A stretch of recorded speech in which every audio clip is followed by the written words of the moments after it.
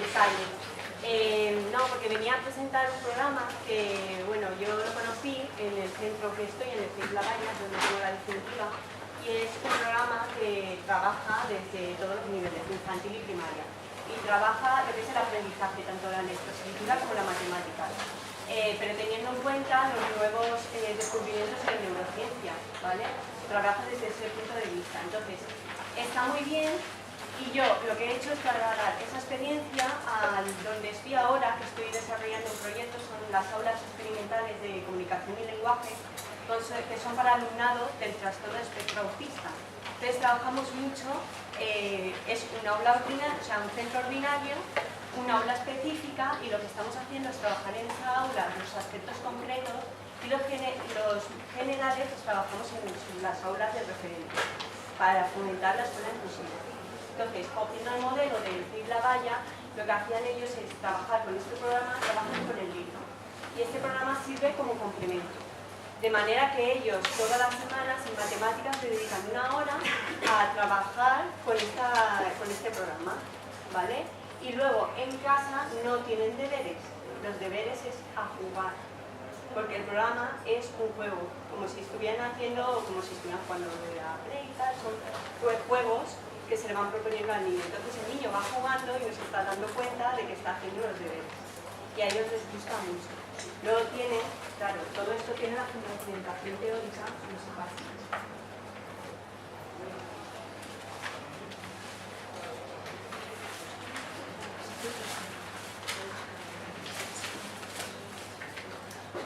Vale. Este es el programa, esta sería la página principal, donde pueden entrar, tienes la entrada desde docente, te lo explicaré cómo puedes, para cuando tú trabajas con el alumno, ¿vale? Y estás trabajando tú con él, para que luego los resultados dependiera de qué es lo que sabe él solo o qué es los resultados que está obteniendo con la ayuda, ¿vale? Luego, la entrada del estudiante y la entrada con la familia, con el entorno. Entonces, voy a explicar desde 4 partes. Las bases teóricas, los contenidos del programa y cómo se atiende a la universidad. Así como unos supuestos prácticos de dificultades del aprendizaje que podemos encontrar en el aula ordinaria y que no precisamente tienen que estar diagnosticados, porque muchas veces nos encontramos en primero o en infantil que están esos niños que los vemos, que los consideran inmaduros, que a la hora de evaluar es difícil, porque, claro, desde qué punto de vista es por el entorno, por la falta de estimulación, desde qué parte es por genética, que realmente es por una dificultad de aprendizaje. Entonces, este programa me ha servido mucho para detectar si se trata de una dificultad del aprendizaje o si realmente es porque le falta estimulación. Entonces, lo primero es cómo se adquiere el aprendizaje, cómo se desarrolla, cuál es el momento óptimo para enseñar las matemáticas, para iniciar la lectoescritura, que siempre encontramos ahí el debate. Empezamos ya a los 3 años a escribir, empezamos a los 2, o sea, a los 5, a los 4, a los 5. Entonces, el programa se basa en la nueva teoría neuroconstructivista, que es en la que explica la adquisición del lenguaje, ¿vale? Y en la adquisición de los aprendizajes. Y recientes investigaciones en neurociencias nos dicen que el cerebro está diseñado como si fueran carpetas o aplicaciones, ¿vale? Que la palabra técnica es modularización.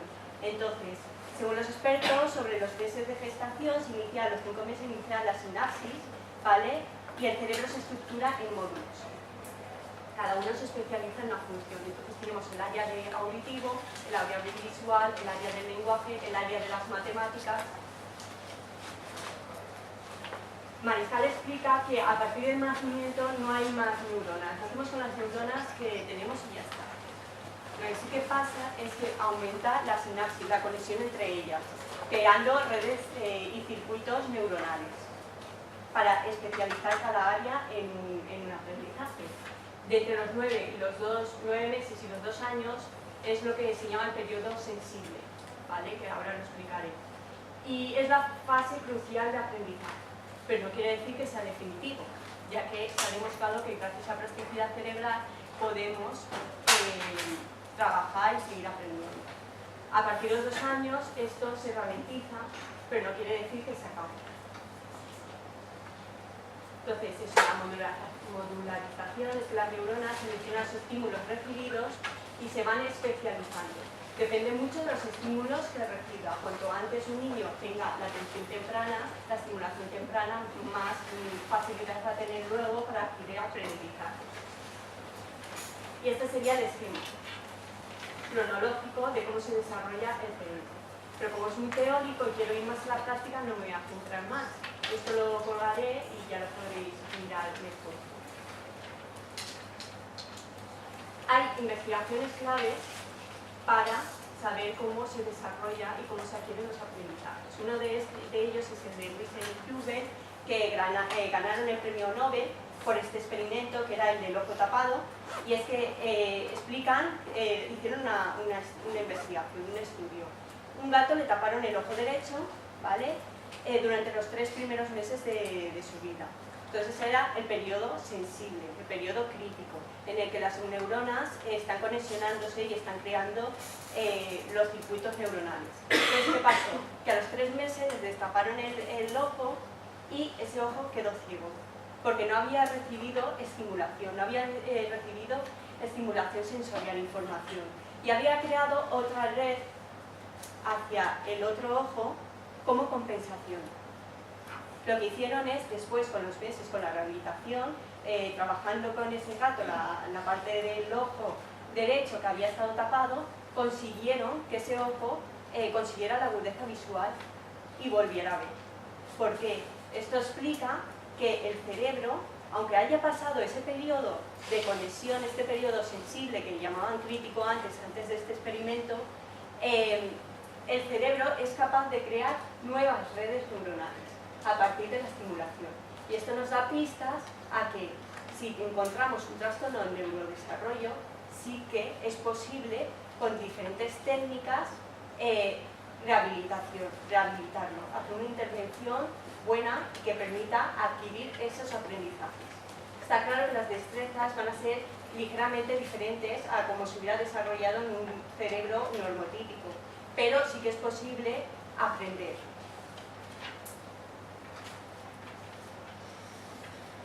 Otra investigación fue la de clave, es cuánto influye el factor externo. Saber si la atención temprana o los tipos de intervención que podamos aplicar, si sirven o no. Y sería la investigación de Grinder, ¿vale?, que explica que la experiencia sí que influye. Se hicieron pruebas con ratones. Entonces tenían un ratón que le daban de comer y no tenía que hacer nada, a la hora le daban de comer y le daban de beber, y en otras jaulas tenían ratones que para conseguir la comida y la bebida tenían que pasar por una serie de obstáculos, de retos, de pruebas.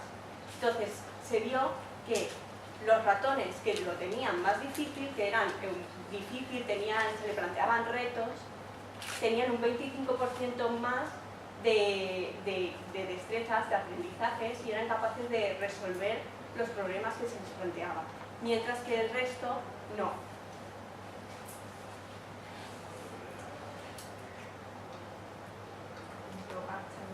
Entonces, las conclusiones que se llegan en esto es que hoy en día se sabe, con base científica, que la plasticidad cerebral tiene lugar a lo largo de la vida. La conexión entre neuronas puede modificarse, cambiar el camino y buscar nuevas ramificaciones que sirvan de atajos para procesar la información con menor desgaste energético, de glucosa, ¿vale?, de la comunidad del encéfalo. Entonces está demostrado que se puede crear nuevas redes neuronales durante a lo largo de toda la vida. No hace falta que esté el cerebro privado de un sentido para crearla, sino que si el cerebro es normotípico y tú le vas estimulando, cada vez la agilidad es mayor de procesamiento de información, que es lo que buscamos siempre en el alumnado. Y cómo se consigue motivando el cerebro con retos, con dificultades, y también que el cerebro aprende cuando está jugando. Por eso este programa lo considero ideal, porque a través del juego los niños van trabajando y van aprendiendo.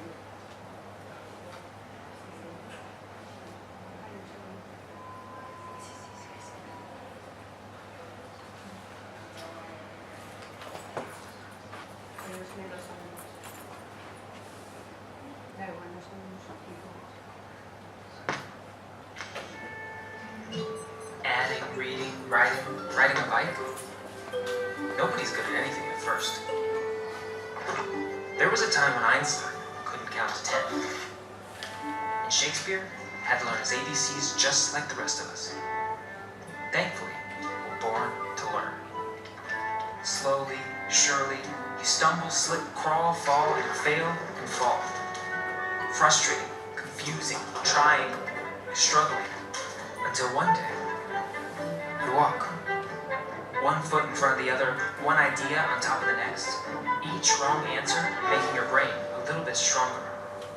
Failing is just another word for growing, and you keep going. This is learning. Knowing that you'll get it, even if you haven't gotten it yet. Because the most beautiful, complex concepts in the whole universe are built on basic ideas that anyone, anywhere, can understand.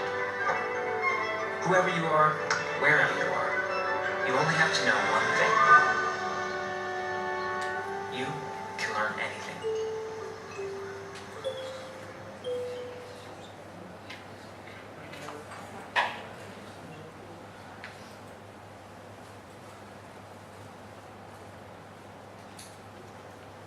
Entonces, ¿cómo favorece el uso de programación cognitiva en el aprendizaje? Porque es un recurso motivador y atractivo, ya que es un juego, presenta forma de juego, estimula la creación de nuevas redes neuronales, porque está todo el rato trabajando a través de los retos, de los obstáculos, porque presenta la misma información de los diferentes canales de información. No todos los niños aprenden bajo la lectoescritura. También está la manipulación, el lenguaje o a otros que les son más visuales. Por ejemplo, el alumnado que tengo, que es de TEA, de trastorno de espectro autista, el lenguaje no lo entienden bien, entonces que apoyamos mucho de los modelos, de la imitación, de las gráficas, ¿vale? Del canal visual y sobre todo el manipulativo. Entonces, ¿qué nos permite esto? Que mientras están jugando, están aprendiendo a través de la experiencia. Y aparte, las normas, las instrucciones se les está presentando en gráficas, en imágenes, en modelos a seguir, y ellos van aprendiendo de esa manera. Ya no resulta tan difícil como comprender un texto, una plantilla, una ficha que se le presente y que tenga que contestarla. Eso les aburre y acaban no haciéndolo. Además, disminuye y elimina el peso de inteligencia cristalizada, que es el contexto, ¿vale?, cultural. Y luego la inteligencia fluida, que sería la genética, porque mientras se está trabajando, es lo que iba diciendo de lo del diagnóstico. Esta parte para mí es la más importante, porque tenemos casos de niños que sobre todo nos preguntan, ¿no? Nos dicen, este niño le pasa algo, le cuesta la lectoescritura, ¿por qué será? No sabe escribir su nombre, ¿por qué? ¿Sabes? O de matemáticas, todavía no reconoce la totalidad del número, del concepto de totalidad. Entonces, ¿qué nos permite? Que mientras está jugando el juego, si falla, lo que hace es volver a presentar la misma actividad, ¿vale?, y le facilita estrategias y herramientas. Y le dice, fíjate, y la hace como un modelo, y le va enseñando, ¿vale? Si el niño lo vuelve a fallar, ¿vale?, ya se lo explica del todo. Se lo explica ya del todo. Entonces, ¿eso qué nos hace? Me permite a mí ver si realmente es una dificultad exclusiva del aprendizaje matemático, por ejemplo, que siguiendo el DSM-5, que es el manual de diagnóstico de las orientadoras educativas, que hay un criterio que dice el criterio de especificidad o de exclusión, que por ejemplo el aprendizaje matemático solamente tiene que tener fallo en el área de las matemáticas, por ejemplo en el cálculo aritmético, ¿vale? Si falla en todo lo demás, no se puede considerar una dificultad de aprendizaje, sino estaría más bien dada por una falta de estimulación, por ejemplo por contextos de privación sociocultural. Entonces, este programa, como lo separa y lo aísla, puedes ver exactamente dónde está fallando.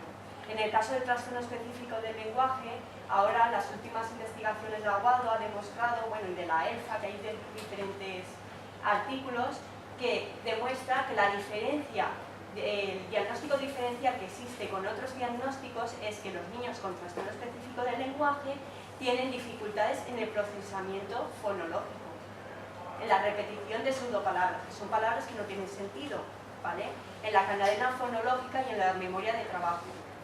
Esto es muy difícil en el día a día saber como es un TEL o es un TEA. Es un TEL o es simplemente una dislalia, ¿vale? Y este programa, como separa, me ayuda a ver, porque secuencia mucho las actividades y me ayuda a ver en qué área está fallando y concretar más la intervención. Además, ejercita la memoria de trabajo en actividades con modelo y sin modelo. Y potencia el desarrollo equilibrado tanto de procesamiento secuenciado como el procesamiento simultáneo. En el caso de los TEA del autismo, el global simultáneo les cuesta más. Son más de las partes concretas y luego generalizarlas les cuesta más. Con este programa, ¿qué hago? Trabajo el secuenciado que les va muy bien y ellos se van animando porque ven que les resultan sencillas y fáciles y alternas con las globales, que les cuesta más. Entonces van trabajando un poco de todo. Y nunca rechaza la actividad, porque no es una actividad que me cueste. No es una actividad que tengo un montón de dificultades y no entiendo nada, no la quiero hacer. Vale, este sería el cuadro, como colgaré todo, cómo trabaja, los ejemplos, las actividades tipo y qué funciones, las funciones ejecutivas que son básicas, cómo va trabajando la atención, la memoria de trabajo y los procesamientos. Los contenidos. El programa trabaja en la lectoescritura, las matemáticas, ¿vale? Y también tiene un apartado nuevo de infantil para inglés, para enseñar el inglés. Están recogidos cuadernos y dentro de los cuadernos tienes talleres, que los talleres son las actividades. Y tú puedes seleccionar el tipo de actividad que quieres para tu alumno. Además, se adapta. Ahora lo explicaré más adelante, me estoy adelantando un poco, pero el programa lo que hace es adelantar. Si el niño tiene, tú le pones el nivel de segundo, porque está el niño en segundo, va fallando repetidamente a pesar de ponerle los modelos y facilitarle las herramientas y las estrategias, y lo que hace es bajarle el nivel. O al revés, le sube de nivel, dependiendo de cómo esté él. Entonces lo que hace es que el niño siempre trabaja desde su nivel y puede trabajar lo mismo que el resto de sus compañeros, sin estar marcado, sin estar estigmatizado, sin estar etiquetado. Porque la única persona que sabe en qué nivel está ese niño es la profesora. El niño no sabe, lo verá todas las que está realizando todo bien, pero no se dará cuenta que es que en comparación con su grupo clase va más lento. Entonces eso también facilita la autoestima y no decir soy el que peor lo hace, no lo quiero hacer porque siempre voy a fallar. Estos son, ¿vale? Vale, tenemos el de lectoescritura, que va infantil, primaria y secundaria obligatoria, ¿vale? La ESO, y en matemáticas que está en primaria y en secundaria. En el aprendizaje de la lectoescritura lo que hace es integrar diferentes procesos de intervención, igual que integra, utiliza metodología ecléctica de lectoescritura, la lectura global y la lectura fonológica, para trabajar también desde esos dos puntos de esas rutas de lectura. Si a mi alumnado TEA con autismo le facilita, ya que el canal visual, porque es el por el que mejor procesan información, les conviene mejor la lectura global, ellos van a trabajar muy a gusto esto y van a aprender la lectoescritura mediante la lectura global. También otra práctica sería, si tenemos un niño con dislexia o que sospechamos, lo podemos comprobar con esto. Si con la lectura global sí que la tiene la lectura global bien, realiza bien los ejercicios, y la lectura fonológica vemos que falla y ya está en un nivel de segundo o tercero, eso nos hace sospechar o nos confirma que habría que corroborar con otras pruebas que se trata de una dislexia de ruta fonológica. Entonces, trabaja estos procesos: visual, auditivo, verbal, ruta fonológica o directa, la lectura global, la conciencia fonológica, que ahí también nos daría para lo del TEA, para saber si el trastorno específico del lenguaje. Matemáticas, veréis que son juegos muy gráficos, ¿vale? Son esquemáticos, de canal visual, ayuda mucho a comprender, y entonces utiliza problemas aritméticos simples, de cambio, de igualación, de partición, igualación, aritméticos compuestos y problemas de estimación, lógica.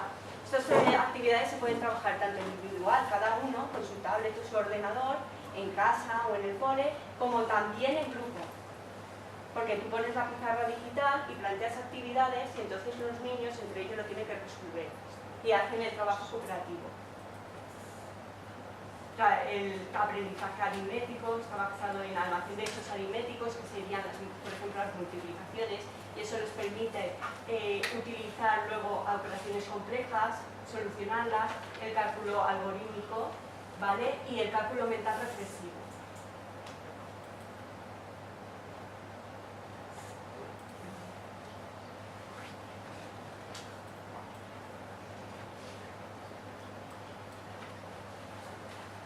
Volvemos para centrarnos, entonces aquí la metodología, vale, y este es el de inglés, este es el inglés para los niños, ¿vale? Que es el nuevo, que está en infantil. La metodología que utiliza es el aprendizaje adaptativo, porque tiene en cuenta las curvas de aprendizaje y de memoria de cada estudiante, que es lo que explicaba antes, ¿vale? Lo que hace es el programa, como es online, que te permite trabajarlo desde cualquier ordenador y luego todos los datos los recoge. También recoge si lo ha trabajado con la maestra, si lo ha trabajado en casa con la familia o el niño solo.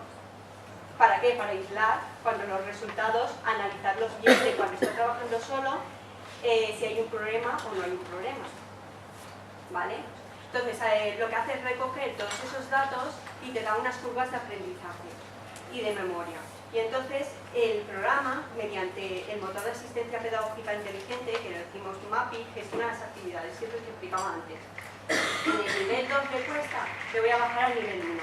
O en el nivel 2 va sobrado, le voy a plantear nuevos retos y paso al nivel 3. Y estas serían las barritas, cada barrita es un taller, es una actividad. Entonces, si está todo verde, es que lo está trabajando y lo entiende. Si lo tiene en azul, es que ya lo tiene asimilado, porque trabaja desde las tres perspectivas, en la presentación de los conocimientos nuevos, la asimilación o la corrección de errores. Los puntos de dificultad serían los de las barritas naranjas, que ahí nos indicarían que ahí ese niño tiene dificultad o que no ha prestado suficiente atención. Y esto lo que nos proporciona es la aceleración de aprendizajes, porque lo de adaptación curricular con esto de la escuela inclusiva está un poco desfasado. La adaptación curricular nos da por hecho que hay una línea base curricular y que el niño, si esa línea no la alcanza, pues no está aprobado, ¿no? Sería suspendido y lo hace mal. Si lo supera, pues está bien, estupendo y de acuerdo. Pero lo que hace la aceleración va más allá. No se trata de aprobar o suspender, sino de respetar el ritmo evolutivo de cada alumno. Sobre todo en infantil y el primer ciclo, ¿no? De primero y segundo de primaria. Que los niños están todavía desarrollándose mentalmente, están aprendiendo muchas cosas. No naces con todo, lo hemos visto, no naces con todas las destrezas ni todas las habilidades. Está comprobado que hasta los 7 años las funciones ejecutivas no se adquieren. ¿Por qué? Porque a los 7 años, con la caída del incisivo central, dental, ¿vale? Coincide que se termina de conexionar todo el cerebro. Y el último en conexionarse es el lóbulo frontal. Y en el lóbulo frontal tenemos la atención selectiva, focalizada, dividida, la inhibición de conductas, por eso lo de los malos comportamientos. Es que es muy movido, es que a los 7 años la inhibición de conductas ya la tiene a su vida.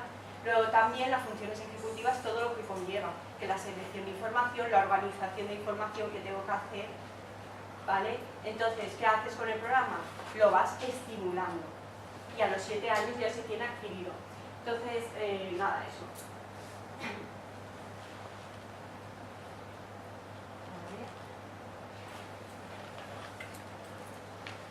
Y lo que hacemos está basado en la teoría de Branner, ¿vale? Que habla de recoger, primero que hace recoger la información, luego elaboras la información y siguiente comunicas la respuesta.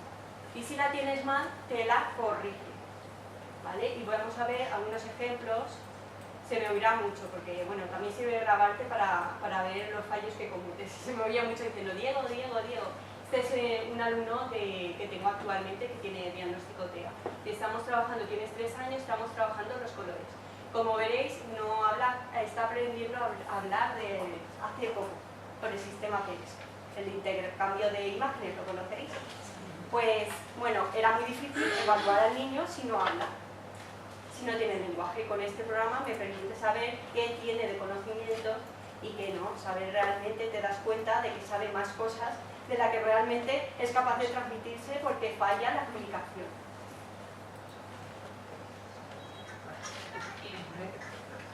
Aquí hay color. Repite. Aquí hay color rojo. Aquí hay color amarillo.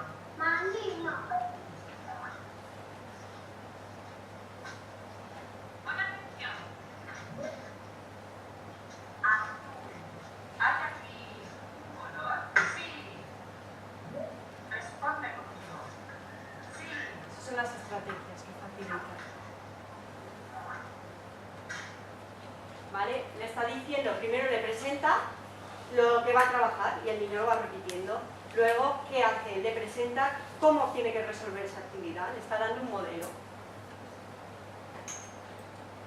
Aquí, en el que comete un error,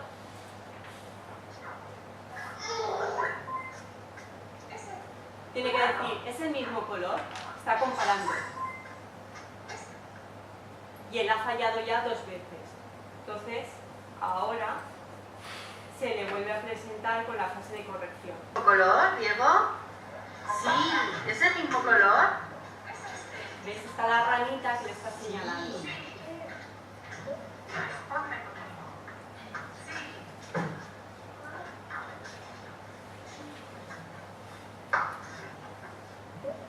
Mira este color.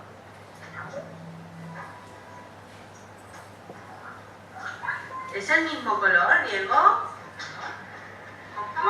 Muy bien, ¿no?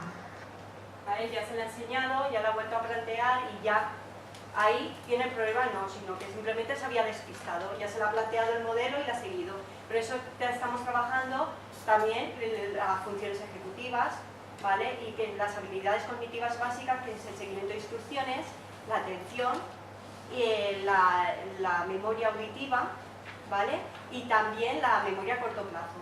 Porque la memoria a largo plazo sería la adquisición de contenidos. Y este programa, lo interesante que me gusta a mí es porque no trabaja, no evalúa la adquisición de contenidos, sino las competencias, cómo aprende, el procesamiento de aprender, a cómo resolver soluciones. Te ayuda a pensar un poco más.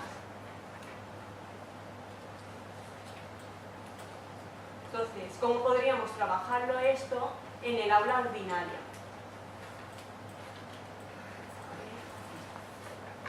Pues cuando entras en la herramienta del tutor, cuando entras ahí tienes varias opciones, que una sería el trabajo interactivo con estudiantes, para hacer una pizarra digital y hacer trabajo cooperativo. Otra, una evaluación, análisis y seguimiento de cada estudiante. Tú clicas sobre cada estudiante y te permite ver varios informes, que ahora veremos, varios informes. Te deja uno para verlo en comparación con el grupo, otro cuando está él solo trabajando, otro cuando le pasas la prueba de evaluación. Luego, generadores de pantalla, acceso rápido, asignación de contenidos, porque tienes cuadernos ya creados y otros que puedes crear tú. Que eso también te da mucha facilidad, porque a lo mejor tú estás trabajando, puedes recoger de contenidos curriculares, es decir, yo voy a trabajar ahora el libro de lengua, me voy y cojo la carpeta de aquí, el cuaderno de lengua y estás trabajando los mismos contenidos curriculares. En clase con el libro y aquí con el ordenador. ¿Qué me ayuda eso? Que cuando mi alumno, Daniel por ejemplo, que tiene 7 años y no tiene el trazo adquirido, porque tiene hipersensibilidad en la palma de las manos y es incapaz de realizar el trazo ni coger nada. Entonces él trabaja con su tablet, con su iPad. Está en su clase, los niños pueden estar trabajando con el libro, que él está trabajando los mismos contenidos con la tablet. Y encima se le va registrando. ¿Por qué? Porque Daniel es un niño que no tiene lenguaje, solo utiliza el sistema PEX, el sistema de intercambio de imágenes. A la hora de comunicarse los deseos más básicos sí que sirve, pero yo para evaluar el nivel de conocimientos que tiene el alumno no puedo evaluarlo. ¿Y por qué quiero evaluarlo? Porque sí que es un niño que con 6 años, 6 y 10 meses que tiene, es el primero que aprendió a leer de su clase, cuando el resto de niños no sabían. ¿Por qué? Y no tiene habla. Entonces, sí que lo voy a evaluar porque quiero saber su nivel de inteligencia, porque pasándole un Wixi o un WIS, yo no lo puedo ver, porque como esas pruebas son verbales, el niño no me puede transmitir la información, la respuesta. Entonces, esto me permite saber realmente el niño lo que está comprendiendo del mundo y lo que no. Consulta de contenidos disponibles, porque también los puedes personalizar, y obtención de informes. Entonces, esto es lo que os explicaba. Puedes trabajar por pauta curricular, valoración diagnóstica o por proyecto docente. Yo quiero trabajar los animales con todos, pues me voy y creo un taller, cojo los diferentes talleres y me creo yo un propio cuaderno. Si lo quieres específico para este alumno que quiero trabajar esto, lo puedes personalizar tú mismo. Y luego la valoración diagnóstica sería otra forma de atención a la adversidad. Tendríamos la valoración diagnóstica que nos ayuda a prevenir, detectar e intervenir en dificultades del aprendizaje, y luego la intervención de las dificultades del aprendizaje específica, que también tiene cuadernos para trabajarlos. Tú puedes crearlo o el programa también te proporciona para trabajar según si tienes dificultades en la dislalia, si tienes dificultades en las matemáticas. Tiene otros cuadernillos específicos, si aún quieres intervenir más específicamente en ellos. Entonces, que nos ayuda a detectar, sobre todo en infantil, los primeros ciclos, si hay algún problema de base o se trata de estimular. Entonces, el learning, ¿vale? El análisis de aprendizaje realiza el análisis e interpretación de los datos generales del estudiante, y lo que hace es crear un cuaderno propio para ese estudiante.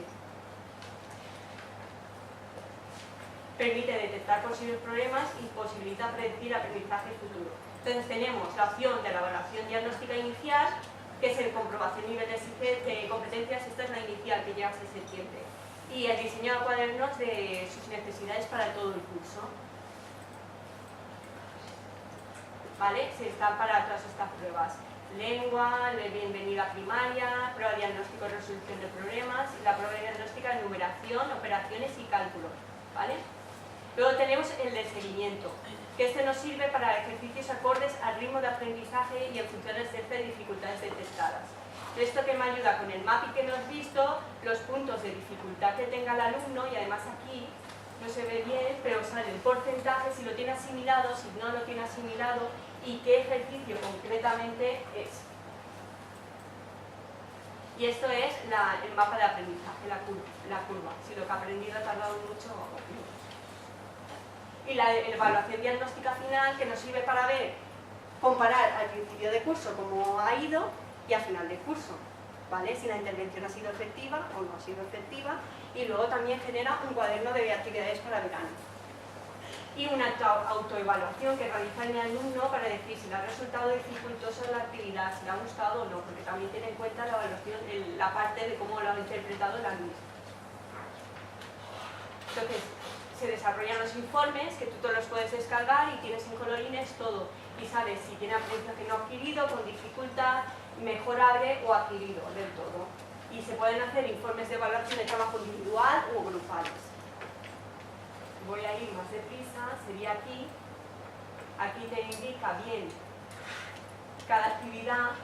Comprensión de textos en expositivo, si lo tienen verde o no lo tienen verde, tal, está súper especificado. Entonces puedes indagar todo lo que quieras, que a veces a mí no me hace falta, y aquí la comparación en grupo. Cuántas horas ha estado trabajando, cuántos ha realizado, cuántos ha superado y cuántos no ha superado. Y te lo presenta en texto y en gráfica. Esto sirve mucho a mí me sirve realmente un montón para evaluar. Y luego las intervenciones en dificultades de aprendizaje, que puede ser en cada sesión de trabajo, ¿vale? Puedes desactivar el cuaderno para que no le salgan todos y se agobien, sino tú vas activando lo que quieres que el niño vea. Entonces el niño entra, tiene 2 cuadernos, puede entrar en cualquiera de los dos. Si se ve 400.000, pues entrará en desorden y no nos interesa. Luego también, respecto a la evaluación, puedes decir cuántas actividades considero que debe aprobar para estar aprobado, ¿vale? para considerar asimilado, eso también lo puedes controlar tú. Si el tiempo también, porque tiene un tiempo de contestación, entonces si el niño se agobia viéndose el tiempo que no llega al pez, que se está comiendo, ¿vale? Se acaba el tiempo, es un pececillo que va pasando, pues le pones más tiempo para que el niño no se agobie. Eso también lo puedes controlar. Y el formato, lo puedes dar, porque puedes poner, que a mí me pasa, yo estoy con niños de primero, con TEA, que no tienen los conceptos asimilados de infantil. Si yo le presento esto tan infantil, a lo mejor no lo quiero hacer, porque lo de demasiado pequeño es diferente que el de primaria. Entonces tú puedes elegir el formato que le quieres dar. Si le quieres dar formato de primaria para que se vea como el resto de compañeros, o si le puedes poner el formato de infantil. Y las actividades también puedes elegirlas. No sé por qué se me ha puesto, se me ha ido. Y estas serían las dificultades de aprendizaje comunes en la escuela, algunos supuestos prácticos de cómo lo utilizo yo, ¿vale?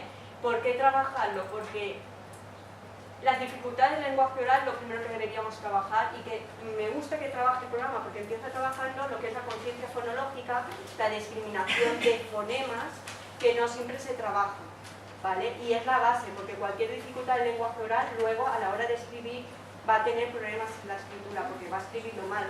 Escribimos conforme hablamos. Entonces eso puede derivar dificultades en la escritura, luego en la comprensión y por último puede también en el cálculo. Dificultades de aprendizaje. Entonces, uno de los más comunes es el trastorno fonológico, que serían las dislexías, ¿vale? Es un trastorno del habla que influye en la pronunciación y que es común aquella que tiene como base el déficit de discriminación fonética. No adquirirá conciencia fonológica, que es la relación fonema-grafema, que nos permite luego escribir bien. Y los errores en la articulación no intervenidos derivan en trastornos de la lectoescritura. Intervención, ¿cómo trabajo con esto? Pues con cognitiva infantil estimula la discriminación de los sonidos y también entrena el reconocimiento de letras. Se está trabajando simultáneamente. Hay talleres específicos de lenguaje oral y luego tenemos los cuadernillos de infantil. Luego tenemos la dislexia. Bajo el rendimiento en la lectura, por debajo del esperado, en función de la edad, cociente intelectual y habiendo recibido escolaridad regulada.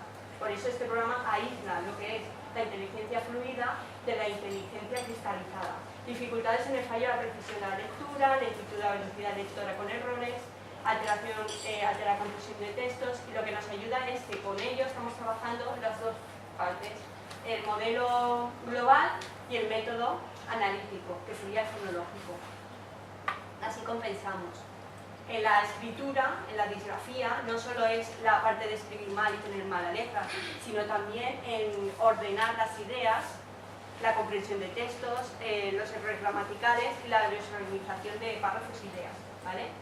Trabajamos con el cuaderno de ortografía, de comprensión lectora, ya me avisan, el trastorno de cálculo, que la capacidad para el cálculo por debajo de esperada de la edad, cociente intelectual y escolarización regulada.